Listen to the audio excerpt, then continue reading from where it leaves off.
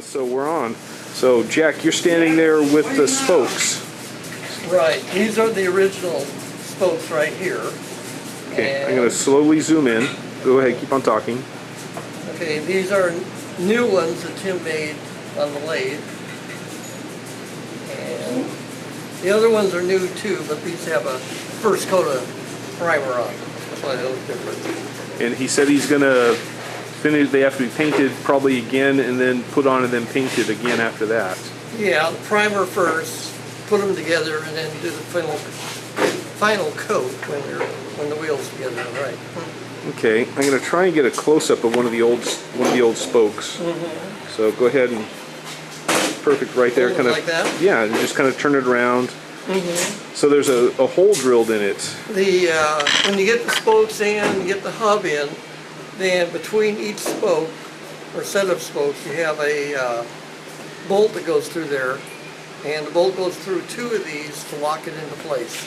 Okay. So that's why there's a hole on the side here, every two. Okay, and yeah, they do.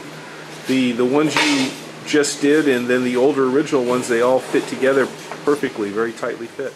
Yep. Yeah, and so far, the VBMA spent, you'd have a better idea of that, Jack. How much money? $511 on new parts, including shipping, yeah. And the chassis itself was? $2,050. So we're into this already for nigh on to nearly $2,600. Yeah. Yeah. Mm-hmm. And originally we estimated $4,300. right. For the whole project. And I know you've only taken things apart. You haven't had to put them back together again yet, which costs more. But I think we're staying. We got the over $500 in new parts. Yeah. So when we do go to put it back together, that'll get us going anyhow. Yeah. So what's this piece right here that? Well, this piece was put together so that I knew that the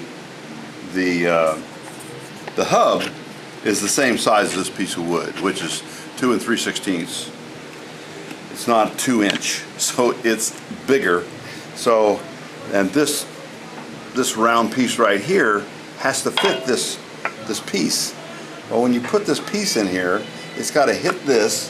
The angles have to be correct here, and this piece here, I sanded it off so that it is exactly flush with this portion of the spoke. Sure. So that way I know that this spoke is exactly the right size for that wheel. So I put that together. Now, when I start to put it together, and maybe there's a ever so slightly too tight, or it needs a little room at top so that it will press in, that's when I'll use this big sander, and I'll come over here, and the angle has to be exactly right. So and since there's a flat surface on both sides, and this is 90 degrees, you put that in there and you just touch it. Just touch it ever so gently and flip it over and touch it again. And you make that ever exactly right. And if it's not exactly right here and you need to take a little of this off, if you need to take a little bit of this part off, you go over to the sander over here, excuse me.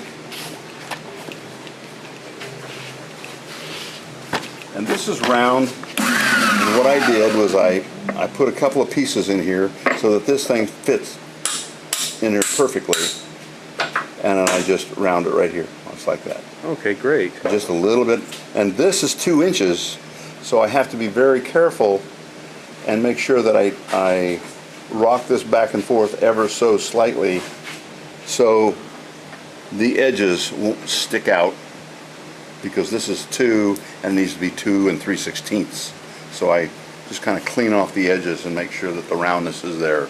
Now the bevel on this portion right here has to be there. It's not critical, but it needs to be there so that the spoke will fit on top of the hub and then be pressed down onto the hub. And this needs to be beveled also, and you do that by just touching it on this round object right up here.